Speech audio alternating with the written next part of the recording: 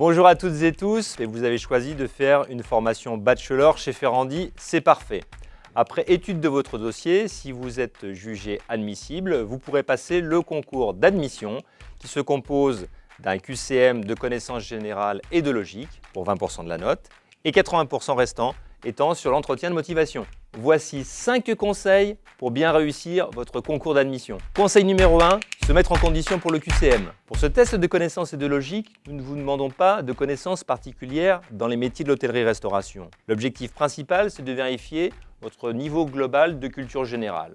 Pour ce qui est du test de logique, il est très classique. Si vous souhaitez vous entraîner, vous pourrez retrouver des annales sur le site internet de l'école Ferrandi. Conseil numéro 2, soignez votre présentation. Le non-verbal est très important.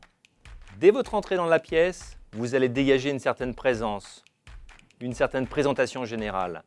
Par votre ton, votre savoir-être, votre posture, votre diction, il faut que vous dégagiez du dynamisme, de l'envie, de la curiosité. Conseil numéro 3, préparez votre entretien. Pensez à bien regarder en amont le programme de bachelor et à essayer d'anticiper sur les 3 ans ce que vous serez amené à faire. Essayez aussi d'identifier ce qui vous reste à apprendre, peut-être aussi ce qui vous rebute le plus, ou alors des éléments que vous n'avez pas encore compris, car vous avez le droit de venir avec des questions. Un entretien, c'est un échange. Poser des questions est une preuve de professionnalisme, de curiosité. C'est aussi, pour le jury, le moyen de s'assurer que le candidat a bien compris ce qui lui sera demandé pour les 3 prochaines années.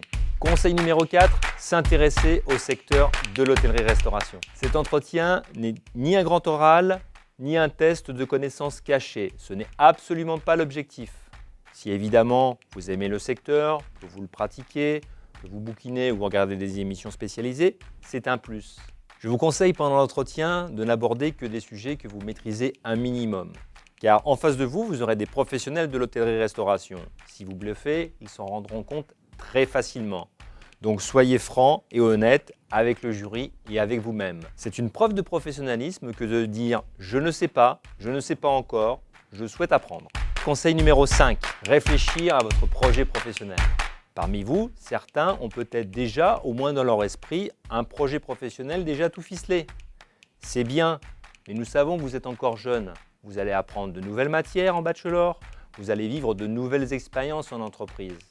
Finalement, ce qui nous intéresse dans votre projet professionnel, ça n'est pas tellement la conclusion, c'est surtout la réflexion que vous pouvez avoir entre vos envies, votre personnalité et la projection que vous pouvez vous faire des différents métiers de l'hôtellerie-restauration. Car nous savons d'expérience que si votre motivation est sincère, si l'étudiant est à l'aise, se sent à sa place, tout ceci est le meilleur gage de réussite.